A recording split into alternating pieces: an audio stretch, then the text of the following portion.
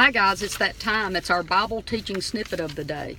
You're going to notice right off that I'm not at home in my rocking chair in the living room.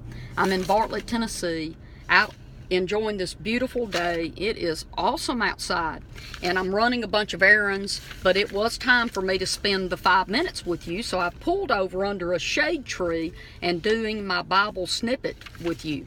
So let's get started.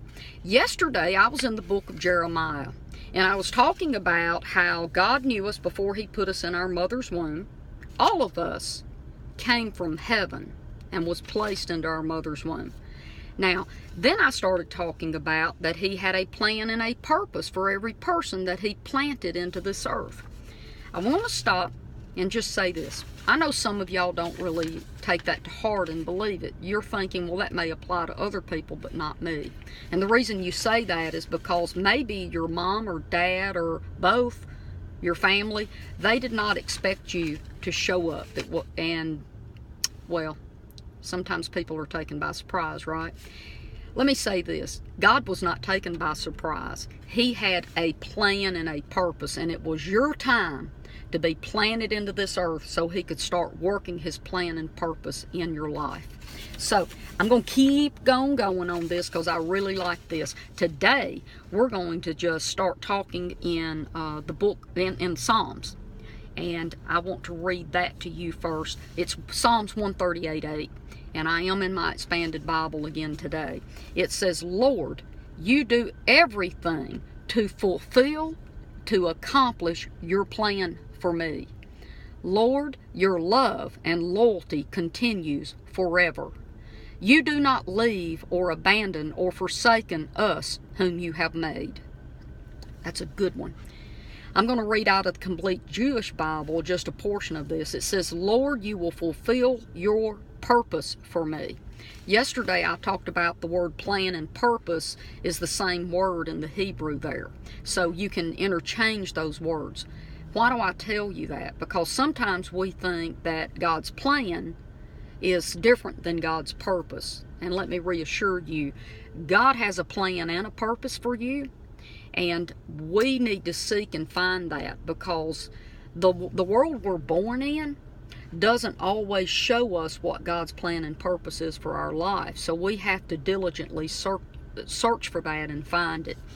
Okay, so moving forward, now I want to say this though. Psalms 138:8 actually combines both of the verses that I used yesterday about God making us whom He's made, and He has a plan and a purpose. So we'll keep moving forward. The next one that I want to use is Psalms 107 verses 1 and 2. This is very, very good. My expanded version of this. To thank the Lord because He is good. His love and loyalty continues forever. That is what those whom the Lord has saved and redeemed should say about Him. I'm going to read it in the Amplified Bible now. I like this one too. Oh, give thanks to the Lord, for He is good, for His compassion and loving kindness endures forever. Let the redeemed of the Lord say so, whom He has redeemed from the hand of our enemy or our adversary. Okay, so I want to say this really quick. I know that not everybody believes that the Lord is good. And you're thinking, how does she know that? Because she was one of those people that did not believe that.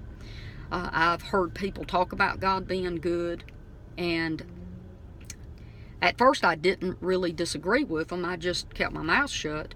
And then at some point I just agreed with them at times. And, but about the time that I turned 24, I quit agreeing with people or keeping silent about it. I had a complete different change of mind about who God was, and I became an atheist. And I lived on what I call A Street for about 20 years. And I'm just here to tell you from my personal experience that God is a good God, and His loving kindness does endure forever.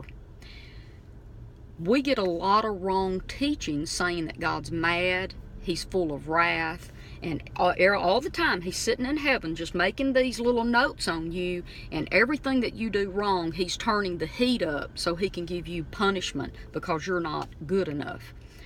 I want to tell you that that is a misrepresentation of my Father.